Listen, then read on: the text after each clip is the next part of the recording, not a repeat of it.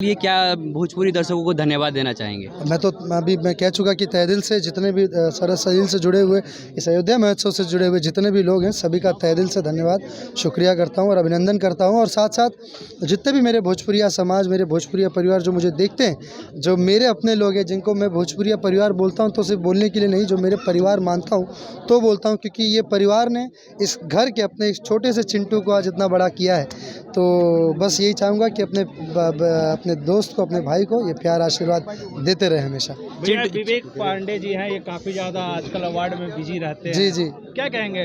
विवेक भाई बहुत ही कुशल और इतने सरल इंसान हैं। इन्होंने बल्कि अयोध्या की इस भूमि पर ये जो सरस सलील जो हमारा जो अवार्ड फंक्शन होता है, इसकी बहुत ही एक मजबूत नींव है हमारे विवेक भाई। और इनका जो स्वभाव है बहुत ही निश्चल है और बहुत ही प्योर है और उतने अच्छे कलाकार भी हैं। साथ साथ ये इनका जो सहयोग, जो सपोर्ट मिलता है हमारे भोजपुरी के कलाकारों को, साथ साथ भोजपुरी के सिनेमा इंडस्ट्री को, कि जो अयोध्या में ऐसे एक खूबसूरत सा अवार्ड फंक्शन का आयोजन करते हैं। और हमारे बृहस्पति जी हैं, साथ में जो हमारे हरीश जी हैं, ये सब मिलकर इतने खूबसूरत, मतलब ये बहुत कठिन चीज़ है करना। ये जो छोटे से लेके अगर हर चीज़ देखा जाए तो बहुत कठिन है, और हर कठिनाइयों का सामना करते हुए, मुस्कुराते हुए ये इस खूबसूरत इस अवार्ड फंक्शन का आयोजन करते हैं। इसके लिए बहुत बहुत बधाई इनको और बहुत बहुत शुभकामनाएं कि वर्ष दर वर्ष ये और बड़ा होता जाए। विवेक भाई, आप और बड़ा करते जाए इसे, और भी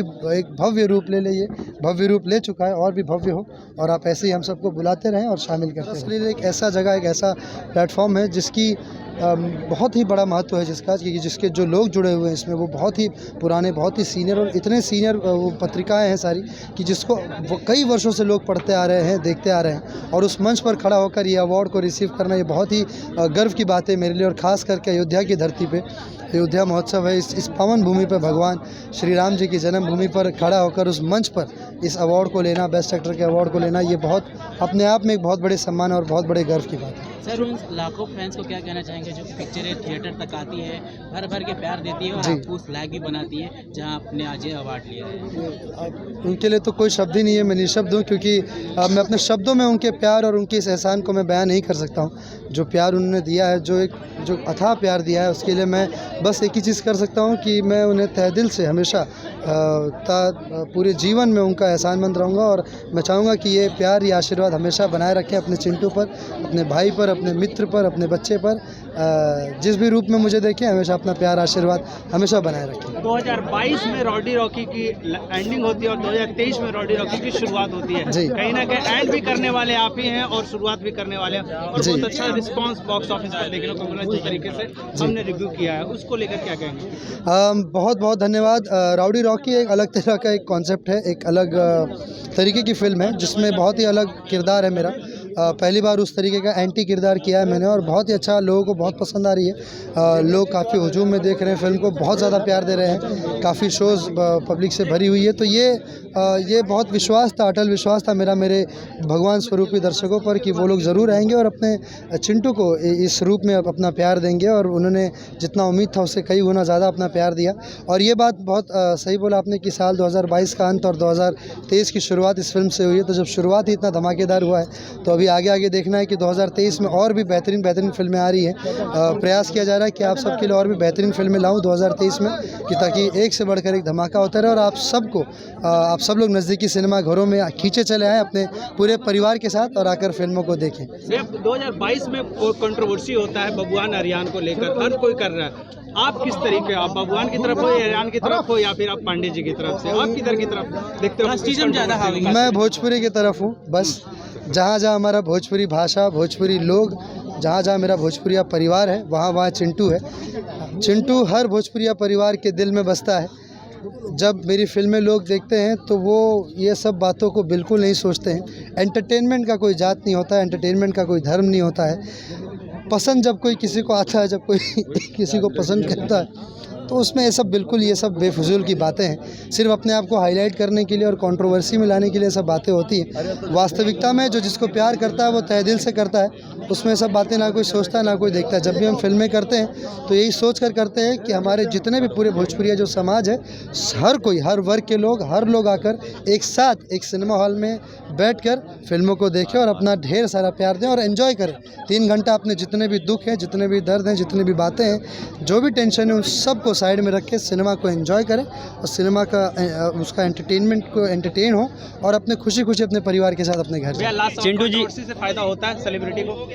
होता है, ऑब्वियसली होता है। कंट्रोवर्सी इसलिए करते ही हैं लोग कि ताकि उन्हें फ़ायदा हो, लेकिन जहाँ तक मेरा ख्याल है कि कंटेंट से बड़ा कुछ भी नहीं है। अगर आपका कंटेंट बहुत स्ट्रॉन्ग है, अगर आपकी फिल्म बहुत अच्छी है, सिनेमा बहुत अच्छा है, आपका अभिनय बहुत अच्छा है, आपकी कलाकारी बहुत अच्छी है, तो कंट्रोवर्सी की बिल्कुल ज़रूरत नहीं है। सिर्फ आपको अच्छा फिल्म जो आपके समाज को और आगे बढ़ाए उसकी ज़रूरत है। तो उस पर मुझे लगता है जो मैं ध्यान देता हूँ विशेष रूप से, जिस पर मैं फोकस करता हूँ, वो बस वही है। चिंटू के स्टाइल में मैसेज क्या होगा? हाँ, मेरे स्टाइल में बस यही होगा कि अपना प्यार आशीर्वाद जो नए साल के साथ जो धमाकेदार शुरुआत आप सब ने दी है, ये धमाका पूरे साल बरकरार रहे, बल्कि पूरे साल ही नहीं, पूरा जीवन बरकरार रहे और आपके अपने चिंटू पर आपका प्यार आशीर्वाद जीवन भर बना रहे, कि ताकि मैं ऐसी बेहतरीन से बेहतरीन फिल्में आप सब के लिए करता रहूं और अपने भोजपुरी को मैं पैन इंडिया लेवल पर लेके जाऊं, पूरे भारतवर्ष में इसे फैलाऊं। बस इसके लिए आप सब क्या भोजपुरी दर्शकों को धन्यवाद देना चाहेंगे? मैं कह चुका कि तहे दिल से जितने भी सरस सलील से जुड़े हुए, इस अयोध्या महोत्सव से जुड़े हुए जितने भी लोग हैं, सभी का तहे दिल से धन्यवाद, शुक्रिया करता हूँ और अभिनंदन करता हूँ। और साथ साथ जितने भी मेरे भोजपुरिया समाज, मेरे भोजपुरिया परिवार जो मुझे देखते हैं, जो मेरे अपने लोग हैं, जिनको मैं भोजपुरिया परिवार बोलता हूं, तो सिर्फ बोलने के लिए नहीं, जो मेरे परिवार मानता हूं तो बोलता हूं, क्योंकि ये परिवार ने इस घर के अपने एक छोटे से चिंटू को आज इतना बड़ा किया है। तो बस यही चाहूँगा कि अपने दोस्त को, अपने भाई को ये प्यार आशीर्वाद देते रहे हमेशा। विवेक पांडे जी हैं, ये काफ़ी ज़्यादा आजकल अवार्ड में बिजी रहते हैं। जी जी, क्या कहेंगे? विवेक भाई बहुत ही कुशल और इतने सरल इंसान हैं।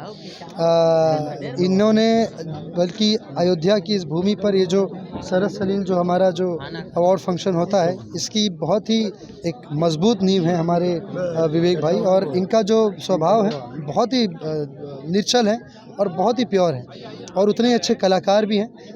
साथ साथ ये इनका जो सहयोग, जो सपोर्ट मिलता है हमारे भोजपुरी के कलाकारों को, साथ साथ भोजपुरी के सिनेमा इंडस्ट्री को, कि जो अयोध्या में ऐसे एक खूबसूरत सा अवार्ड फंक्शन का आयोजन करते हैं। और हमारे बृहस्पति जी हैं, साथ में जो हमारे हरीश जी हैं, ये सब मिलकर इतने खूबसूरत, मतलब ये बहुत कठिन चीज़ है करना। ये जो छोटे से लेके अगर हर चीज़ देखा जाए तो बहुत कठिन है, और हर कठिनाइयों का सामना करते हुए, मुस्कुराते हुए ये इस खूबसूरत इस अवार्ड फंक्शन का आयोजन करते हैं। इसके लिए बहुत बहुत बधाई इनको और बहुत बहुत शुभकामनाएं कि वर्ष दर वर्ष ये और बड़ा होता जाए। विवेक भाई, आप और बड़ा करते जाए इसे, और भी एक भव्य रूप ले, ये भव्य रूप ले चुका है, और भी भव्य हो, और आप ऐसे ही हम सबको बुलाते रहें और शामिल करते रहें।